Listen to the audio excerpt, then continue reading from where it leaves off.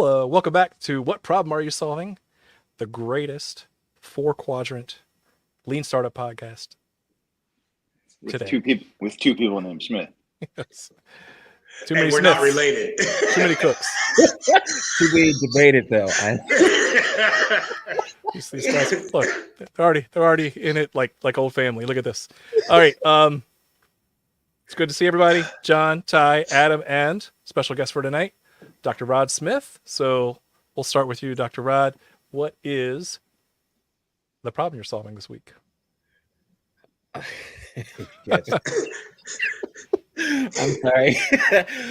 So let's see here. What problem am I solving this week? A little bit of everything, but for fun, for starters, I guess on the lighter end of things, really just trying to figure out what TV show I want to get into and sit on the couch and just binge watch for as long as I can. On the other side of things, figuring out how love works in leadership development. So that would be the two extremes, I suppose. Oh man, that could be a whole episode in itself. Ty gave me a sneak peek of that, so I can't wait to hear more. Oh, I got a suggestion. If you have Netflix, watch Star Trek Prodigy. It's a cartoon, but it is fantastic. Nice. Is it? It's fantastic. And the segments are like 25 minutes long. It's fantastic. Okay. Well, I'll have to put that out there on the to-do list as well. What problem is I'm trying to figure out what's going on with my knees and playing basketball. Like they just don't operate like they used to. So this might be a good break. Hey, before we go, John, could Rod give us a little bit about his background and like how did you end up with a PhD? Oh, how did I end up with a PhD? Tripped and fell and accidentally hit your head.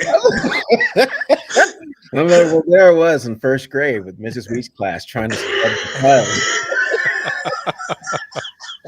the and I thought, wow, this is the hardest thing I will ever do. And so I I guess you could trace it all the way back to that. But yeah, I am a self-admitted certified nerd. Kind of studied quite a bit. And let's see here. Spent some time in the Air Force. And really, I guess you could say that what I've been doing is sort of studying how to develop leaders before it was really kind of a thing. And then some time teaching at the U.S. Air Force Academy. Had a pretty good time there teaching. They said, hey, we want you to learn how to do this leadership development thing a little bit better to help us out. I said, all right, cool. What does that mean? You got to go back to school. You mean I have to go back and do all the, well, whatever. I don't know what kind of cheers we can do. No more school, no more books, no more teacher dirty looks. I got to go back to my life again. Okay. And so, for 3 years, they sent me out to the University of San Diego, go Toreros, to study leadership development. And at that time, I was looking at how we could develop leaders of character, which is a mission of the U.S. Air Force Academy, or at least at that time it was. It probably still is, just different, what would you call them, taglines, who knows. But did that and kind of landed on this idea that love was kind of a cinder point to help us do that better, to touch on development, to touch on leadership, and to touch on character. And so here I am. I love that. That's great. No pun intended. Pun intended, for sure. Well, what he didn't say is that he is a retired lieutenant colonel out of the Air Force, right? Very small detail. Yes. 24 years in service.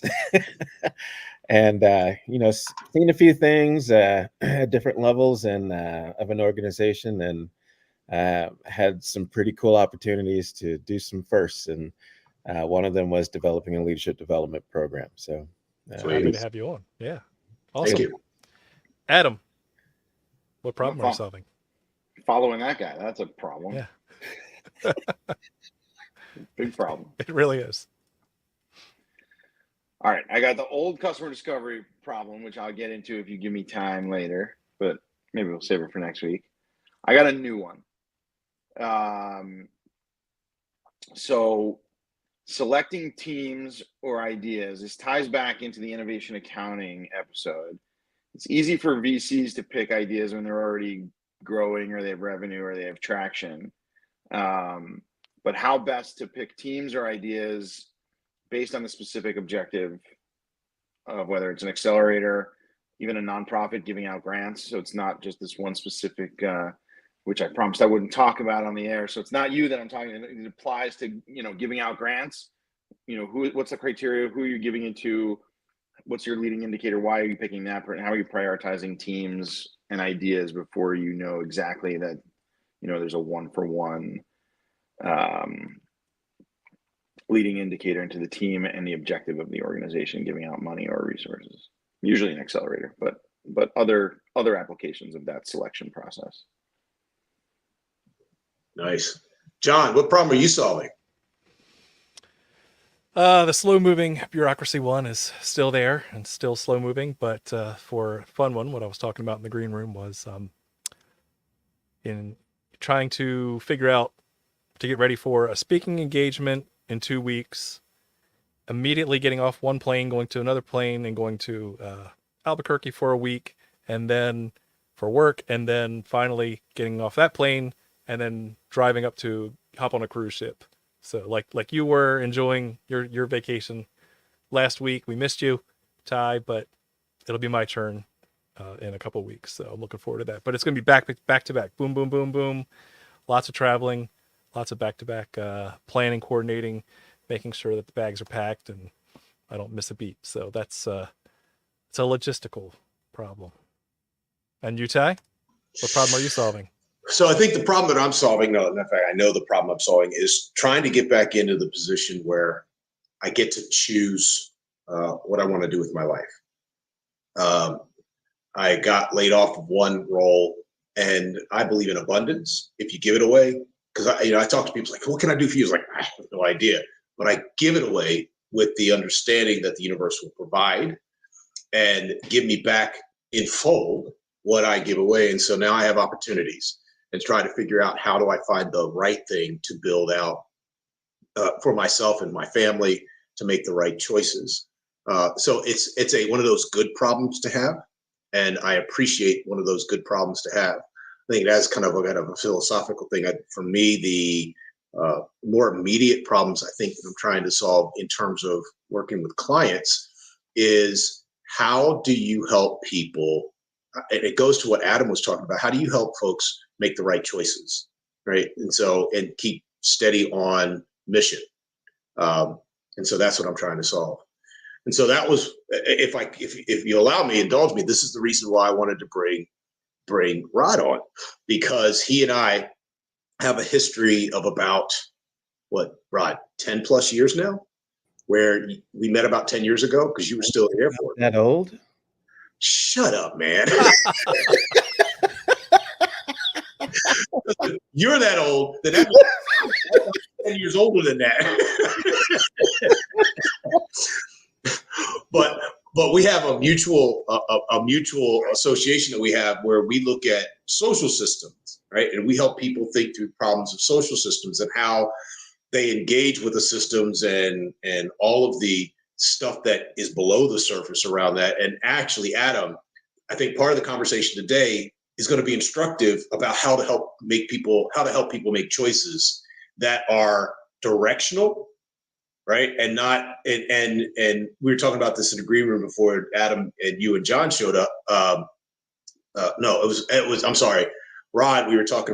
John and I were talking about this, that the idea that you have love. It is love for the work. It's love for your clients. It's helping to spank them when they need to figuratively spank them, get them back into place and say, but you said this is where you were trying to go. And I think especially when there's a lot of uncertainty and you have a mission versus money, and all four of us have had mission space, and Rod was all in it for the last 24 years. He sat in mission space. That wasn't about money. It was about how do you stay true to the direction. So I'm just happy that we're able to do this. But I know, John, you wanted to talk about your experience with what we call BART. Let's dive right in. So story time. That's going to set the stage here. This is my first introduction to this, right? spring of like 2017 timeframe, working in a large government organization. They just got a brand new CTO, and the CTO basically asked in some ivory tower meeting room that nobody else was invited to, how can we improve our purchasing, our acquisition process, because it's so bureaucratic and full of policies and rules. And what we went through was this like telephone game of getting the work. So I'm down in my office. I get thrown into a team where we're here to just kind of fix the problem. Again, we've not talked to the customer. You can see the red flag starting to come up. Over time, as we're starting to build some sort of solution, the team gets more and more heated with each other. There's a lot more frustration. There's a lot more of finger pointing because we're not delivering and we're not getting any feedback, and we're all approaching the elephant from different sides. It boils to a point that over like 5 months, we're leaving our daily tag ups yelling at each other, like yelling in the hallway, like publicly in front of everyone else. And it's like gnashing of teeth. I'm an easy guy to work with, but I just don't understand why we're having this tension. And what do? I call up my buddy Ty. I said, Ty, I need some help. Like this, I don't know what's going on. You're really smart with this organizational dynamic stuff. I've never been on a team that's been at each other's throats. And I'll never forget the words that came out of Ty's mouth were, it sounds like your BART's broken. Okay, we'll fix it. Like, I don't know, what do you mean by that? What do you mean your BART's broken? He says, well, let me share with you this framework, because it sounds like you're missing a lot of pieces to get good work done. And once he introduced it to me, total game changer. Like, it's a framework that I've literally used this week at work. It's something I continually go back to when you look at how teams interoperate to get work done. So, let's just dive right into it. BART, what does it stand for? Ty, feel free to jump in anytime, because you and I put this together. Cool. But where does this come from, Ty?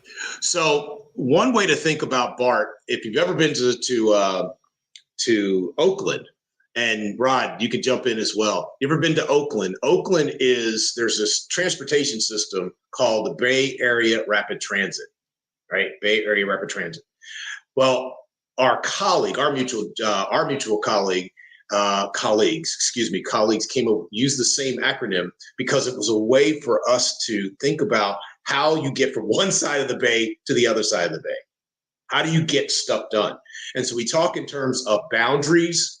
And Adam, this is where I think this could help with our startup teams. What authorities people have, what roles people take up, and ultimately what tasks they are engaged in. Because if you have those right, then the train goes across the bay. One way to think about it is, stay right there, John. One way to think about it in terms of BART is, I can have the train, a functional train.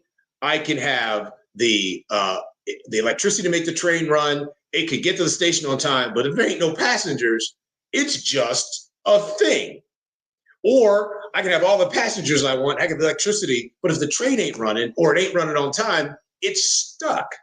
And so one way that we think about in terms of human beings, and I think it's important for us to remember that startups are temporary organizations looking for a business model that they can become executable, right? And so it's uncertain all the way around. And so if we can think of the B, the space and mean in which work happens, right? This is how work happens. The boundaries. Thank you. Authority, the right to do work. I have the right and the capacity to do work. The R, which is the role, it's both the formal and the informal activities that people do that are taken up by a person. And ultimately the task is like, what are you there to do? How are you creating value? And so what we think about in terms of the BART is, if these are consistent, if they are working, then stuff gets done. But I'd be interested to hear from Rod. Like, did we get it right? Are we talking about this right? Yeah. Of course, if I get too academic, please let me know, Brother Ty. You got it. But when we talk about boundaries, just to add a little more specific or a few more specifics to it, groups form because they're trying to achieve something. There is a reason that they form, and that reason is the primary task. And the primary task is part of that boundary that you were speaking to. We say time, task, territory. So, what's the time that you're going to be working in? Which I cannot tell you how critical that is. But that is in anything. If it's not in the schedule, it's not happening. You did work for the Air Force, didn't you? Yeah, I did. I did work Air Force. Yeah. I've seen it a few times. If it's not in your schedule, it is not happening. And so you can have a lot of questions around what it is that you're committed to just by looking at what you put time to. So that in of itself is a boundary. Territory, where are you doing this thing? Where are you doing this thing? What place are you doing in a physical location? Are you doing it out in the field? Are you doing it in an office? Or are you doing it online? Like what is that? What's the territory? And the task is the primary task. This is the whole reason why we exist in the first place as a group. And if you can kind of map that part out, you now have a space. Now you can start getting into the authority pieces, the right to do work, the permission to do work, on behalf of another group. Like that's the big part. It's like the right to do work or the permission to do work on behalf of another group. So that in of itself, answers like a whole lot of questions in terms of, who do you speak for when you speak? If you're getting upset about something, on behalf of whom are you speaking? Good. I like that. And so the formal part of that authority is, kind of like your job descriptions, like the stuff that you read. Yeah, I work in this office, and this is my boss, and this is, what I've been delegated to do. Exactly. And then you have your personal authority, which this is a little one that's a little harder to wrap the head around, but the personal authority is kind of like you're doing work on behalf of communities that you come from, like your community of origin. So, for example, I grew up in Tulsa, Oklahoma. There are a whole bunch of narratives and people that influenced me and instilled within me some values that they hope I would take out into the world and, continue to further those. And so sometimes when we have some of these arguments that you were speaking to, John, sometimes they are originating from this personal authority piece. Oh, yeah. In the context of a formal Absolutely. authority piece. And there's an internal dialogue that people can get upset with. And then when you put that out in the public space, you're now, are arguing over personal authority matters rather than formal authority matters. And then that's a whole nother conversation in of Nailed itself. it. Yep. And so from there I would offer to you where some of the stuff on teams anyway, forming, storming, norming, performing, you may have heard something like that. This for me is kind of what they're speaking to. Is this authority, formal authority, personal authority, and how are you navigating that? But if you get that right, that gets us into the roles. And the formal role is what you have been authorized to do. Like these are the expectations that the group has of you doing something. And the informal role, it spurs from your personal authority, but it's what you do to kind of fill in the gaps of the formal authority. So what do I mean by that? You might have a formal authority that says like, this is what you need to do to get from point A to point B to get a task done. Great. But we need some fun while we need, to make this whole thing work to keep us together. So your personal authority is going to kick in and the informal authority might kick in. And you might say, you know what? I think I just need to be a class clown right now. I need to be the jokester. So I'm going to be the one to tell the jokes to make sure that everyone has a good time and we can all stay together. You might have someone that likes to sing. Have y'all ever heard Ty sing? Don't worry. That's good. Hey, you brought me on the show. You knew this was coming. That's the last time you're going to be on the show. So make it a good one. I need to make this count. I was going to ask you to tell a joke, and then I was going to ask Ty to I ain't messing with you, man. Made a joke about Ty singing. Right? So that's an example of my informal authority kicking in. So, but anyway. Hey, so right. do you know, real quick, do you know how Ty is like a locksmith? Oh, do tell. Because when he sings, he makes his own key. That's what I'm talking about. All right. Okay. Moving on. Okay, it was good talking to you all tonight. No one said the jokes had to be like perfect. We're not getting paid for the jokes we're telling. Not on this show. Anywho, so what we've just demonstrated is an example of that, that personal authority and how it shows up in the informal role. Now, the T, if we get all that right, we get into the T, the task. And the task here is really referring to the work task, which are those things that you say, hey, this is what I need to have done in order to achieve the primary task. So these would be like your big priorities, your big objectives, goals, and so forth. And, however businesses or your organization, says this is what we need to do. Now, the fun part about it, though, and this is where it gets like super cool, at least in the world that Ty and I come from, is the survival task. And the survival task is what happens, or it embodies, I should say, all of the anxieties that people have about the primary task. Ooh. And so whatever anxieties that they have about the primary task, it is going to initiate or generate some feelings within a group that is all about, here is what I need to do to survive this anxiety. And so a whole lot of things show up around that. And with you... Well, it actually manifested in those arguments out in the hallway. Exactly. So yes. And so let me help you tie that together, right? So, what happened when Ty introduced this to me, like, holy smokes, our boundaries were broken, our authorities were broken, our roles were broken, and our tasks were broken. Our boundaries, we didn't have a time deliverable. We weren't told when to deliver something. We didn't know what it was, the task itself. And we were actually in an office that was not the right office to build that. So our territory was wrong, and therefore our authority was also wrong, because we're not the experts, but we were told to fix it. Right? Mm-hmm. So our authority was neither delegated nor explicit, right? Our roles within our own team, we were brought on because, you're a couple smart people that have some experience in this. Nobody was in charge. We had one guy who was kind of sort of acting as the product owner. He's never been a product owner before, but he was. So when we would come to him with questions, his answers were, I don't know. So his role was about as holy as Swiss cheese. And so therefore the task itself was just crumbling like sand through your fingers every day, which I'm so happy you brought up the survival thing, because now we're all trying to piece it together. We're all mentally filling in, what is our B? What is our A? What is our R? What is our T? And, well, I think our boundary is this. No, man, our boundary is this. And it just got worse and worse until it erupted. So thank you for bringing that up. Yeah, this is super important, because in startup world, it's even more squishy, because in kind of set organizations like John, where you and I were, or the Air Force, or Adam, when you were with the publishing company, that stuff was, I almost had it. It is, what is it, Adam? It starts with a P. The publishing company you were with.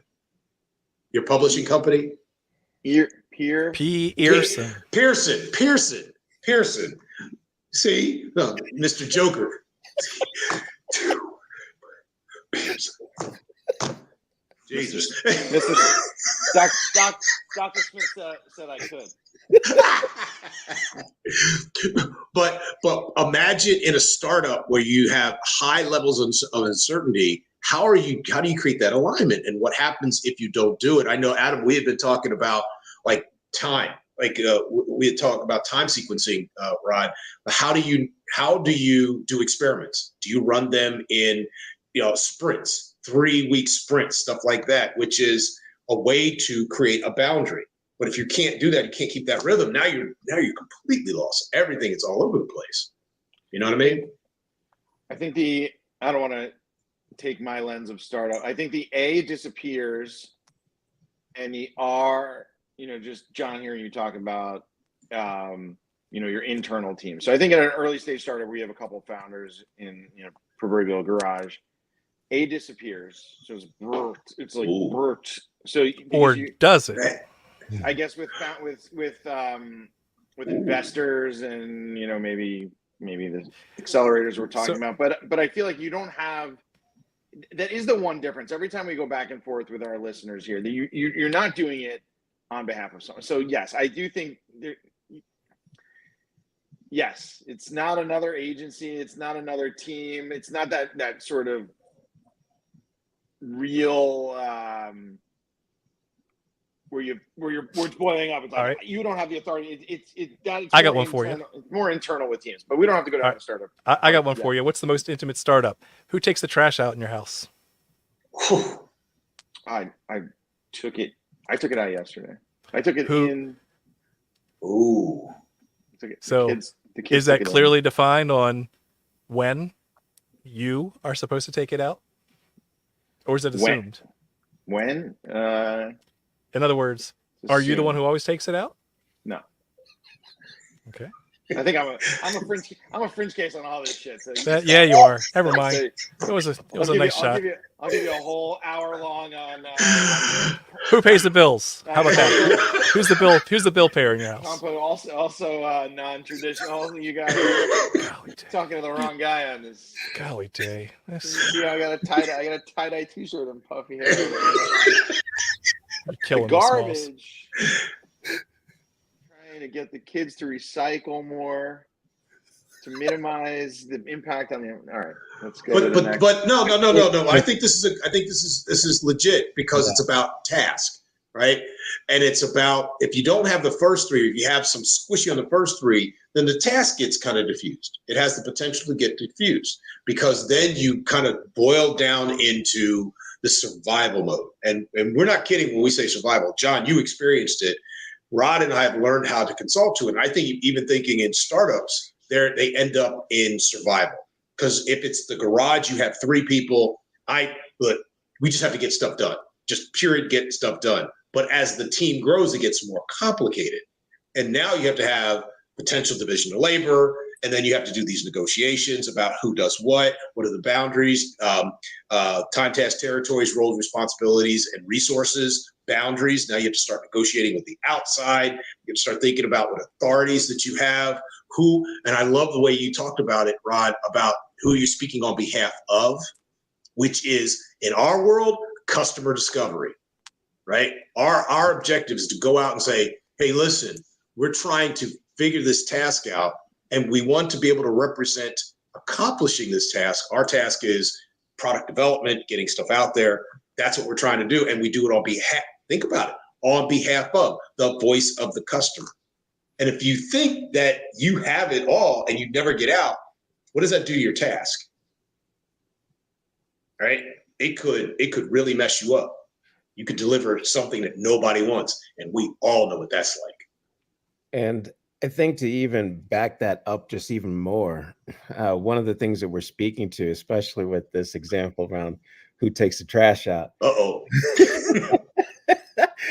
is that one of the things that gets overlooked when we have conversations about authority and like who you are speaking on behalf of or who you are working on behalf of is that is actually a conversation that you need to explicitly have.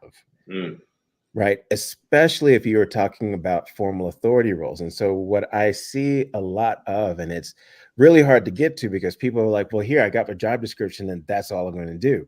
Well, no, that is not it, because people are going to get that job description and they're going to say, I will do this. I will do this. I will not do that. I will not do that. You could take that back if you want to, but I will do this. I will do this. So it has to be an explicit conversation around the authority piece, especially the formal authority piece. And then you can really have a conversation around how the formal roles now interact with each other. Well, here's a question for the four of us. Where do assumptions play? Both understanding and unpacking assumptions on this lean startup side, and for Rod, you and I, like the nature and the power of assumptions in getting work done. Because I know on the lean startup side, that's all we try to do is test assumptions. And that's the reason why we show up and talk to people. But, Well, I could jump right in on this, but Please. so I would assert that the assumptions are going to always be there. They are running throughout the entire process of BART, boundary, authority, role, and task. Mm. And why do I say that? Well, this is kind of going to what, I would offer is touched on in the article that Mullenkamp and Green and Mullenkamp wrote. But there's a human piece to it that is always looking at, hey, these are the things that we just have to do. And these are the observable things. These are the physical things. These are the observable behaviors that we want to see. And BART is speaking to that. And it's also speaking to the invisible things that we cannot see. Right. And so, some people think of it as the physical world, the spiritual world. Some people talk about the material world, the immaterial world. Both of these are happening at the same time. And so, consciously, there are things that we know that we're going to do, but there are a lot of things that we don't know that as we move forward, they are based on what? Assumptions. And so, I mean, that's a whole nother conversation in of itself, but Well, one thing I have done for larger corporate teams is like, hey, all this should be laid out in a project charter, right? Like that if there are assumptions, try to de-risk that as quickly as possible, right? We think it's this. Great, write it down and run it up the flagpole and tell me does this align with what your boss's expectations are, right? Or just making sure that it's in alignment, right? So I definitely try to reduce the number of assumptions going on for teams that are really struggling with this conflict. Hey, John, could you go to I'm sorry, Rod. Could you go to the chart that has the breakdown chart you were going to say, Rod? Because this is important. I was just going to say that assumptions help form the boundaries for the work that you're doing. Ooh, I like it. Right. Uh-huh. So at the end of the day, if you write out your assumptions, what you are doing is you are setting the boundaries for how you think this is going to work. And so this would be sort of beyond the physical boundaries as much as you're setting the cognitive boundaries around what we're working with and where we think we're doing our work. And then it goes from there. In our world, we would call that assumption mapping, right? So what are the assumptions? Where do the assumptions lie in terms of the work that we're trying to do? What are the most critical assumption that we have versus down to the ones we know it's going to be there, but it's not going to impact us, right? And I think that's important, an important lesson for our listeners is to understand that assumption mapping isn't just necessarily an external thing. It also has some internal assumptions that you have to build around your team. Yeah. Right. Can we build it? That. Right. Yep. Do we have the right skills? Do we have the right capital? All that. Yep. Great. So what we have here, Rod, is a colleague of John and I and Adam, a really skilled thinker, mostly because I'm Irish and I'm critical anyway. That's how he articulates it. What he did was to say, what would happen if you had these critical pieces missing? And so he had across the top, he said, if you have good boundaries, good authorities, good roles, you have meaningful work that can happen. Stuff can happen. But what happens if you have one of these missing? So if you have the authority, the role, the task, but you have missing boundaries, you could end up with wasted work, right? So you have people doing things and stuff really busy work, because there's no way to contain how they get stuff done. Even though they're on task, it's not contained. Or if you miss your authority, you end up with insecurity. I have a boundary, but I don't know what formal and informal rights to do work. And so I'm out there and I'm running. I'm like, is anybody going to look at me? You end up with micromanagers, management. What happens if you lose your role? There's a loss in work, right? You end up just out there, checking the box, hitting the time card, the punch card, and clocking in. Or if you're missing the task, you lose the potential. You end up with lost potential with people, with the energy, the capacity for folks to actually come together and get things done. All the pins are lined up, and nothing to do. What's your thought about what you're seeing, Rod, and Adam as well? Rod from the more theoretical, like my side, and Adam from my other side, which is what happens when we coach teams. So it sounds like, John, you were missing BAR. You were missing the bar. You had a task. It sounds like The task was even squishy. and you. It was messed up. The whole thing was janky. Yeah. You're just like, solve it. But you had What? You had a low bar. You had a low bar. Very low. Nice dad joke. So what do you think, gents? Just curious as you look at this. I want to hear a story and an example for each one. I think it would be a fun game. Like I like the episodes where we go through and have to like kind of. I'm not usually linear, but I like all right. Give me one story where the I like the labels on the right, but even more, give me a real story where the art was missing. Show me something when you know what I'm trying to say. And I'll also pick up like some. I might. how do you remedy, like how do you identify and like for John in real time, like, yes, I agree with you in reality, this goes at the charter. I'm also the whole episode in, but I want to give this back to Dr. Smith. I want to keep calling you Dr. Smith because I think Dr. Smith. it sounds cool. Like just seeing stuff like that, like where do going through the past episodes, where does OKRs fully live in the task, but maybe not. Where does Racy Justin, role responsible, what is it? Responsible, accountable, consult, inform. So like does that just live in roles? I wanted to connect some of the buzzword. I don't want to spend the rest. Like does agile, like when you were talking about boundaries and where work lives, like that's where I was thinking maybe there's some agile, so that I don't know that I want to defer, but that was just where my brain was going on this. But absolutely. What do you think, Rod, when you see this?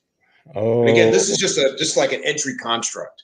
It's an entry construct, but the way that I'm looking at it speaks to a lot, and many dynamics that I think people deal with day to day. So I'll start at the bottom and kind of work up. So if you have your boundary, your authority, your role, but you don't have a task, you're sitting at a potential. Like that sounds like a group that has everything that it needs except for some technical organization around do step 1, step 2, step 3, step 4. And as I think about things, it's almost like you got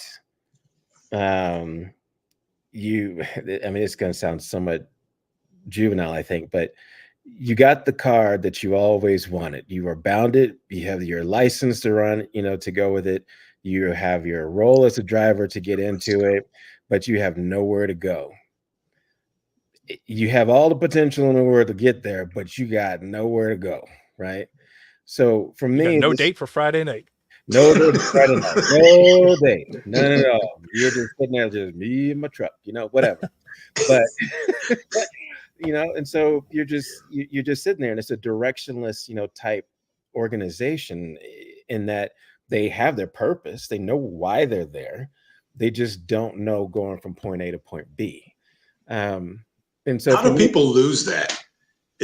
Have we seen people lose task even as their organization, their startup lives? Can they lose task, and can they regain it potentially? Yeah, I think in times of change, this is where I see where I locate this is in times of change. So, well, I was about to go there, but I think I'll go there anyway. So, we have this thing like here in the US, life, liberty, pursuit of happiness, right? So boundary wise, we know why we're here. We have the authority to do these things, because of the laws, Constitution, and so forth and so on, Bill of Rights. We have our roles. Maybe we are not quite as clear on like the roles in terms of like who's taking out the trash or not, but we know that they are there, right?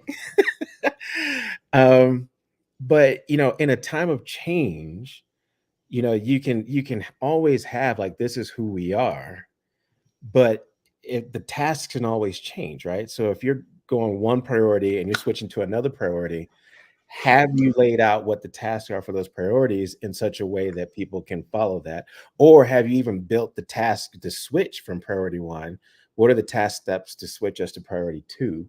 You know, that's another place. So you have all this potential and everyone feels it. Like we have everything that we need, all the pieces are there. And this is how I see it in the places I've been. I'll say all the pieces are there. We just can't put them together. And everyone sees it. They're like, so that would be your potential.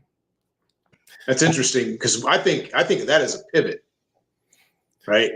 Good The task pivots, changes, yeah. right? Good pivots are investigated and are understood when you can actually make the pivot. But if you can't, then you end up in the survival, and then that's when you end up with potentially with startups that go out of business, right? They have to fold because they've lost pivots. They've lost their ability to pivot. That's why I don't want to derail. I want to, at some point at the end of the conversation, I want to go back to authority, and because authority to do the work, authority to do the task, authority, like there's all different sorts of authority, and it's like, yep, you have no authority to even set the direction.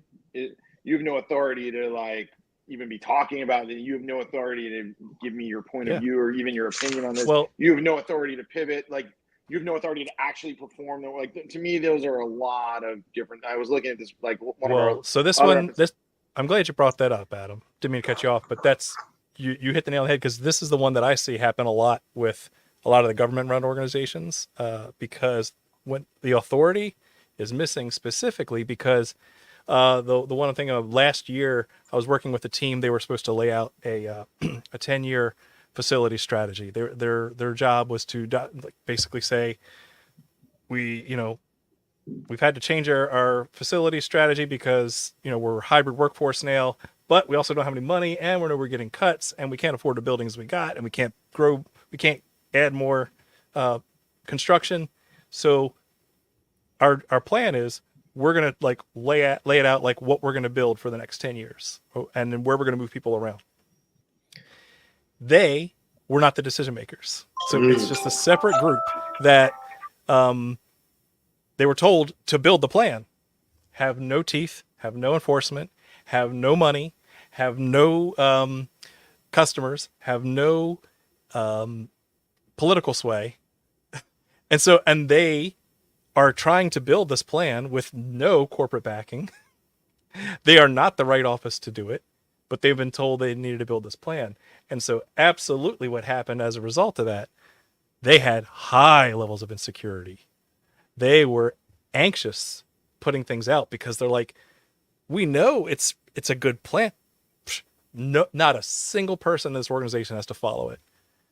And so it felt, like they had this emotional reaction from neck down, as Ty would say, to this, like, we know we're not the right authority to do this. We've been given the role to do it.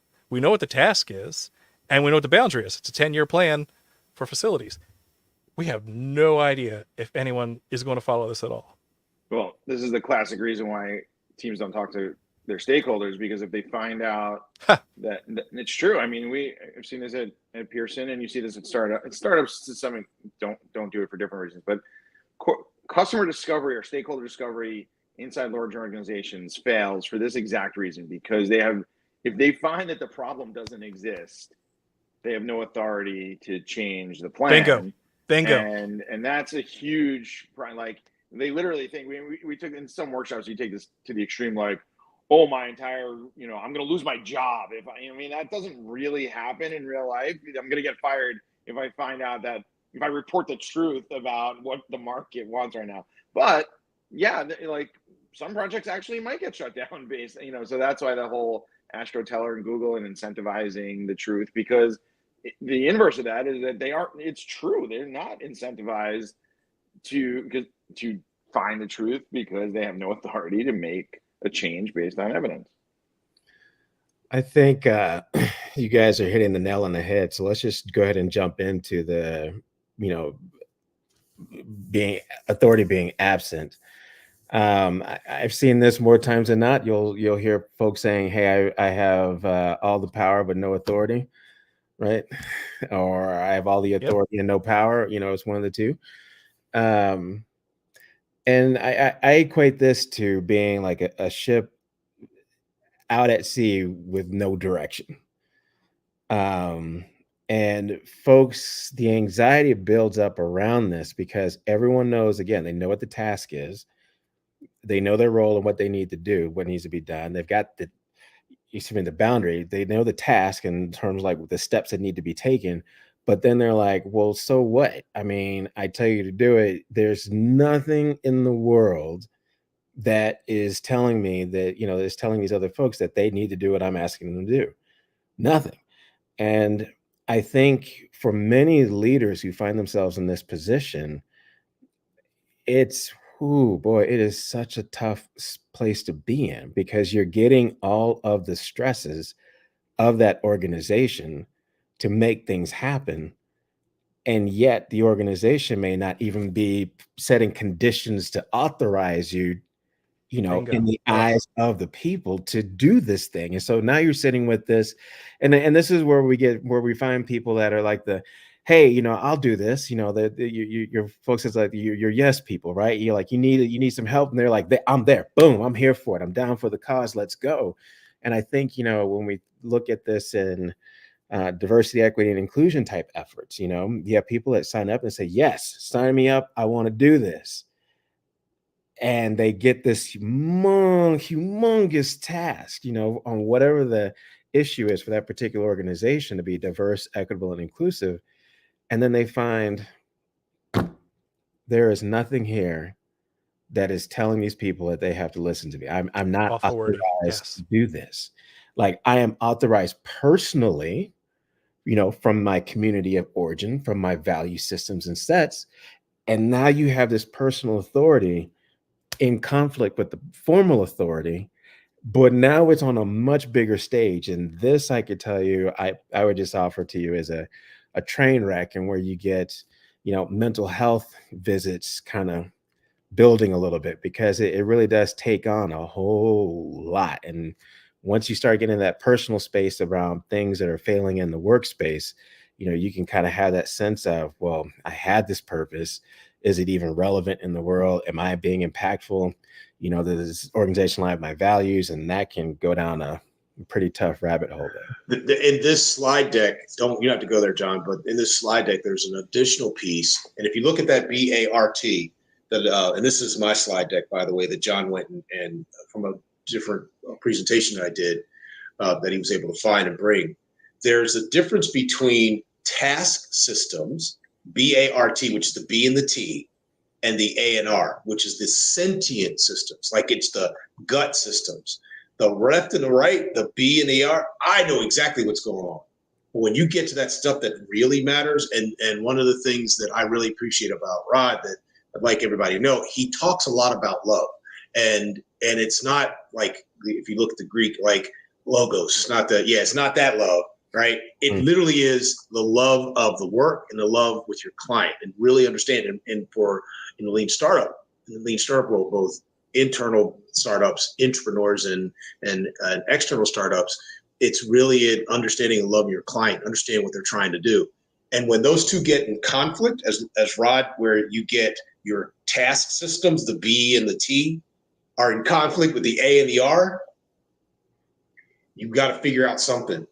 I think that's when consultants come in and work with teams, coaches, whatever you want to call them. Like, y'all are all jacked up. You're all over the place. You got a whole bunch of stuff going on, and you need to figure out like your task systems versus your other systems, like the one that's below the neck, which I really didn't remember the story, John, but I remember us talking about it, but I don't remember. Obviously, it hit you a lot. Really, it really made an impact on you.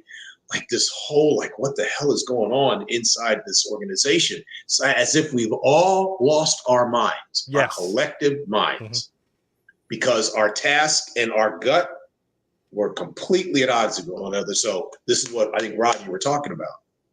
People lose their minds. It can be a really hard life. I would say of these that are here, this one is the one that would give me the most pause and the most concern, just because of the impact that it can have on your being. And what you're speaking to, Ty, another concept that's kind of laid over on top of, BART, is this idea of understanding yourself as a system. and understanding the group that you are working in is a system too. And those two things are constantly interacting with each other, and they interact with each other around this authority and role piece that we're speaking to now. Well, I'm so glad you pulled that thread, because basically what I was going to say, Adam, is just like, this can go all the way down to the individual, and it can go into, relationships. It can go into the family unit. It can go into your neighborhood. It can go into a startup. It can go any organization where you actually have to balance with task. It goes in your church. It can go in your community. It can go in the office. So this framework has been really helpful for me across the board, not just at work. Sorry. Help? No. Oh, go ahead, Adam. You want to say something? I was going to say, even looking at the labels, I can see how the insecurity gives you the most, like, wasted work, you can kind of deal with, that happens anywhere. Potential, maybe that's not even, maybe that's a feature, not a but, at some point we talked about before about like those 80 engineers just sitting around waiting to, so sometimes redundancy, I don't know, like, loss. I wanted to get into that one before we wrap up. I know John's looking at his watch, but I want to get into that one quick. But yes, like, insecurity is all right. Even just looking at the labels, that's the worst one, I think. Let's talk about loss for 2 minutes before we Okay. Let's go back to that slide. What is it, when roles are missing? Yeah. So loss when roles are missing. This one had me thinking about relationships and what happens when team members kind of pull themselves back from the team and they start working in isolated space. If you were to think about this as being out in the club scene and your whole team went to the dance floor to start dancing, absent a role, this person will go and hold up the wall while everyone else is dancing on the dance floor. And so the team loses that person. They understand the boundaries, the primary task why we're there. They understand that they've been authorized to, be there and to do their thing. They get the task, and the work task is for us to get here to the dance floor, to have fun, to find a partner or whatnot, and go. But when my role or what I've been assigned to do is not part of what I'm looking at, I'm going to feel that. And so I might abandon my formal role, as we were talking about, and I might engage in an informal role to, kind of compensate. And so when that starts to happen, as a boss or someone, you're looking at this going, what are you doing? You're not doing the thing that I hired you to do, but the person is going, but the thing you hired me to do doesn't even have a place here. So now I'm just kind of doing the best that I can. And what ends up happening is, the supervisor and the employee, are in a conversation around your value added to this group. And when folks started feeling like they are not a value added to the group, then you have that loss, and that's a loss to the team. Yeah. Around how well that team can perform. Yeah, I like that. I'll add to say that roles are interesting to me too, because we all have different roles to play at different times. And when I explain this to people, like, just look at like your local grocery store manager, right? Sometimes they have to get out of the office and actually start bagging groceries if it gets busy, right? So their role changes. They are the manager. They have the authority of the manager, but their role for that next 20 minutes is going to be bagging groceries. And if the role is not determined, whether formal or informal, you're going to have customers that their groceries aren't getting bagged. They're going to start walking. They're going to start leaving. You're going to start losing money, right? And so that is a definite loss financially in that example, but also just like chaos, right? Well, who's supposed to bag? I don't know. I thought you were bagging. I don't know I'm checking out. I'm the cashier. So that's just one example of, if the role is not explicit and filled, to your point, either start filling it and fill it with those assumptions and start solving the problem, or the whole domino is going to fall apart. Mm-hmm. Yeah, just real briefly, if I was thinking about looking at each of these spaces and thinking about like, well, what do you do when these things start showing up, or if you see them start showing up? I always start at the very top and I go, okay, what is the boundary? Where are we working? What time are we working? What is our primary task? Okay, based on that, what is the formal authority and what is the personal authority? And if I am operating out of my personal authority, okay, how is that related to the formal authority, what I have been authorized to do? That Love by it. itself can like release a lot of stress and attention that you might experience, because you might be like, okay, cool. This isn't a place where I have to do that. This is what I need to do. Okay, great. Role. I go back to that. What's the formal role? What have I been, what's my formal role in this? And what is the informal role that I've been doing? And now I can make a decision on whether or not I'm going to do this formal thing, or if I'm going to, how I'm going to navigate the informal part of that. And then finally, to really be mindful of the task, what is the work task? What is the thing that needs to get done to achieve the primary task? Or am I engaged in that survival task where all we are doing is arguing, fighting, moaning, groaning, griping, complaining, or whatever, and which is not helping us get anything done, but it's helping me survive the anxiety of our primary task. Hey, Maslow's hierarchy of needs is still a task too. It is. It is. It is. I bet you, well, I ain't gonna say that to you, Ty, not right now. But anyway. Yeah, I hope that's helpful. Yeah. I great. was thinking about, Adam, I was thinking about loss on this chart, and it's LOSS. But I think there's also a space, as Rod laid out, around lost, LOST.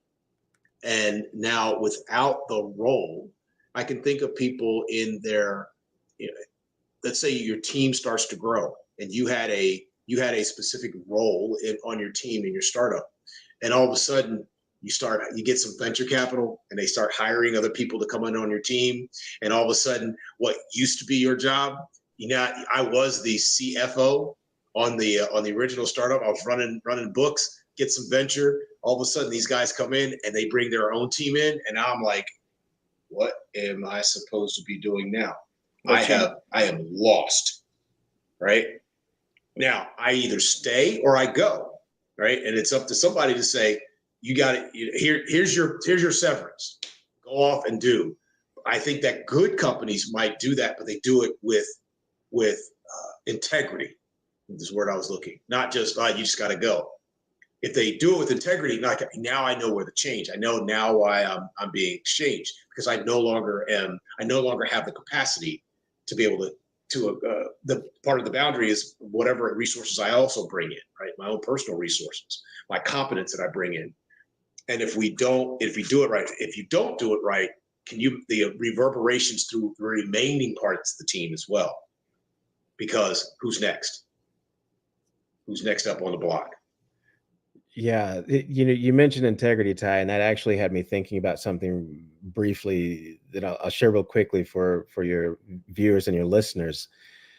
Is that BART is a great tool to use to help you establish integrity in your organization, in your organizational processes.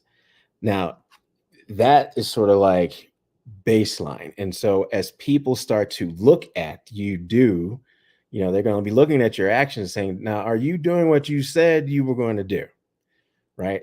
If they can make that link, you're going to get, all kinds of things around integrity, trust, you're going to get performance. There's just a whole lot around that you're going to get. I say that this is where people can experience hope. And what I mean by that is that they feel like they have some agency, some willpower to actually, create a pathway towards where they want to go. And this is speaking right to, everything we're talking about in BART right now. Now, if you do BART and you don't do what you said you're going to do, get ready for the tsunami of resentment. It is coming. Folks are going to feel some kind of way about this, and it's going to activate a whole lot of perceptions that I would assert that nobody wants to deal with, if they're doing startup or even if they're running a major operation or whatnot, because that's when you start getting a whole bunch of stuff that runs counter to what you are trying to do. And if you find yourself in that space, I don't know, Moses might be needed, to come down from Mount That is true. to help us, reestablish, some things, some repenting and reconciliation and all other kind of stuff. So anyway, not to be I proselytized. love it. That's good. Dude, I've been doing this stuff I'm now 30 years into this game that Rod and I have been playing. And what you just said around this idea of BART in terms of establishing, I know it, but I had not heard it articulated like that as the level set, as the thing that allows us to truly, with integrity, engage with one another. I swear to God, 30 years of this. Wow. As the ESTJ on the team, right? Our boundary has just been broken. So we're way past an hour. Of course we could talk about this all night, but we do have to bring it home. So let's start with Ty. Final thoughts on BART. First of all, thank you, Rod, for participating in tonight. It was a fast hour. We're at an hour already. I want to thank you. My final thought is this idea of BART as the place of integrity, to establish integrity. Love it. Adam, BART me up.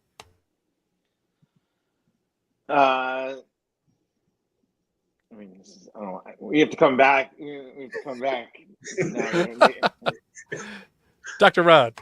No, I don't want to end with him, so I'll take. Okay, all right. I just don't want to end on, because I think the integrity piece, we got to end there.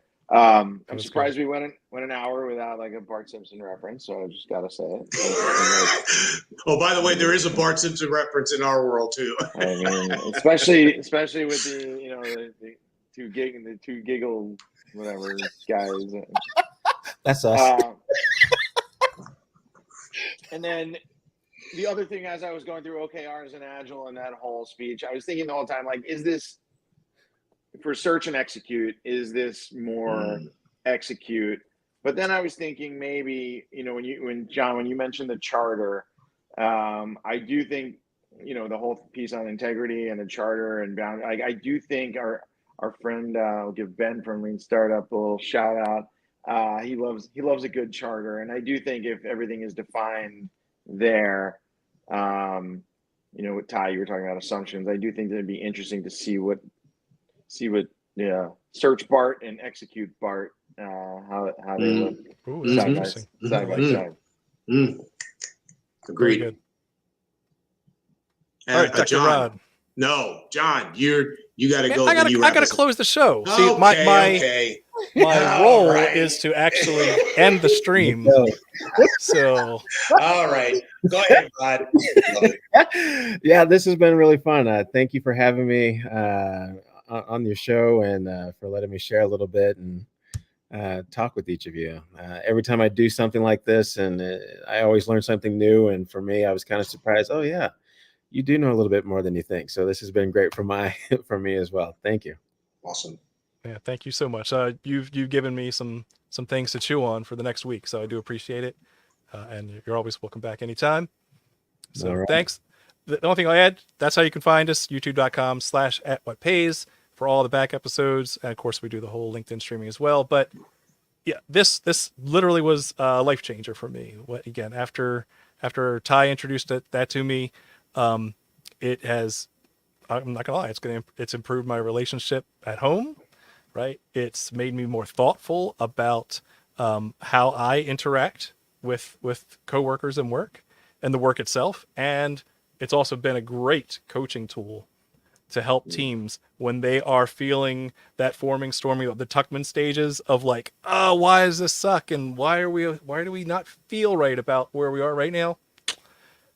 9 times out of 10, I can pull this up and say, let's walk through these. Let's make sure that we're clear on where these are. And if we're not clear, what are we going to do to fix it? So navigate that uncertainty and we'll make our way through it. So this has been great. Thank you all very much. And we'll see you next week. Very good.